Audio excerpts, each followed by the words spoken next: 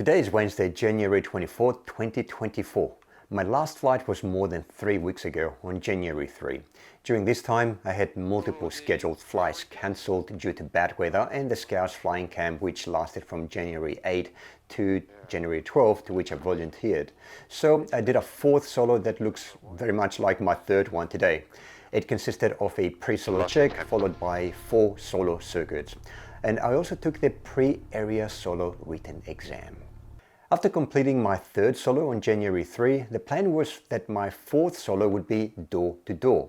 However, a big gap between that flight and today meant that I needed a check ride to assess my current skill and address any regression.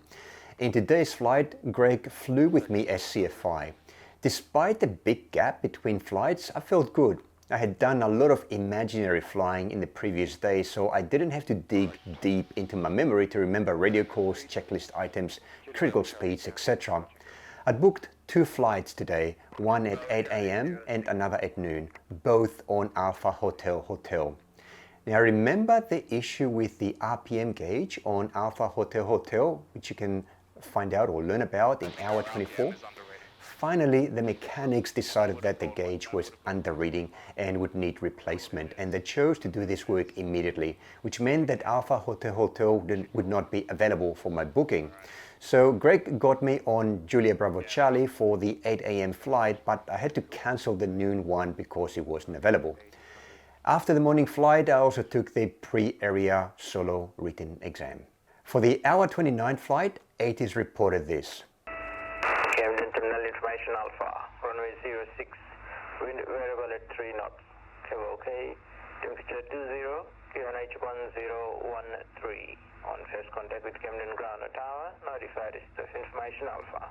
The fourth circuit solo is very similar to the previous 3, except that the student completes 4 circuits, including 3 touch and goes and 1 full stop landing. My fourth solo was supposed to be door-to-door, as you already know, meaning that I would complete the entire flight without the instructor being in the cockpit. However, as I mentioned, due to bad weather and the plane being unavailable due to the Scouts flight camp, I have been unable to fly in the last 3 weeks. So today I needed to do a circuit solo check with Greg before being allowed to fly solo.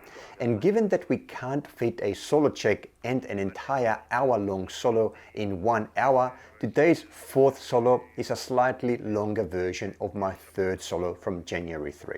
I now have a new checklist item on my checklist, A game on. Just a little reminder that I should be ahead of the plane and fully engaged from the ground. Takeoff was pretty good. In the first turn to crosswind, Greg suggested I use more right rudder to better coordinate the turn. Aside from that, my flying was good. Tolerances for altitude and speeds were acceptable. I did 1 normal, 1 flapless and 1 glide simulated engine failure approach, followed by a full stop. 3 circuits in total. This gave me more time for the solo circuits. Greg received permission from tower to stop at the runner bay across holding point Delta, where he gave me my solo instructions. He got out of the plane and I taxied straight to holding point Alpha. I radioed ready for solo circuits and I was cleared to take off. Camden Tower, Julia Bravo Charlie at runway 06, holding point Alpha, ready for solo circuits. Bravo Charlie, Camden Tower, runway 06, cleared for takeoff. Cleared for takeoff, runway 06, holding point Alpha, Julia Bravo Charlie. I entered circuits mode and followed the script to the letter. I remember specifically in circuit 2 that I reached circuit altitude at the start of the crosswind leg instead of usually the end, because the plane was lighter, as Greg wasn't in the plane, in the right seat. And I was airborne also much sooner than a takeoff from stationary. Also, have a look at the Flight Radar 24 track. Notice that my downwind legs overlapped almost perfectly in the last 2 circuits. I was very surprised and content with myself when I saw this. I'm striving to fly perfect rectangular and consistent circuits, and in this case, for the first time, at least one side of the rectangle was near perfect. The landings were also decent, a little hard but controlled and safe. After landing, I taxied to the Bowser where Greg met me. Now, one thing that I noticed when I reviewed the video was that ATC instructed me to taxi to parking and monitor ground. By that, ATC meant that I should switch my radio to the ground frequency. Although I did taxi to the parking, I didn't switch to the ground frequency, and I also didn't read the entire instruction back. I only acknowledged taxi to parking.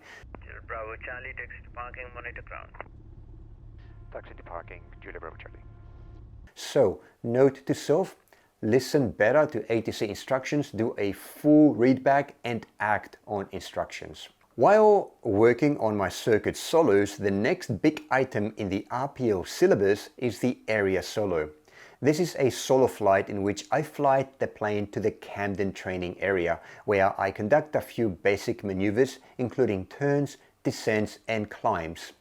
There are also navigation and radio ATC call components. Before I can be cleared for a solo flight to the training area, I must pass the relevant written exam. I passed a similar exam in hour 13 ahead of my circuit solo. The pre-area solo exam consists of 30 multiple choice questions that I must answer in 60 minutes. To pass this exam, I have to score 70% or better. So I prepared for this exam by studying from the Flying Training Manual book, which includes a sample exam. I studied and repeated the sample exam several times until I consistently got 100%. So after my fourth solo, I felt confident when I walked into the exam room. Greg gave me the test, the En Route Supplement Australia, or ESRA as it's called, and the AIP books, plus the VTC maps for Sydney.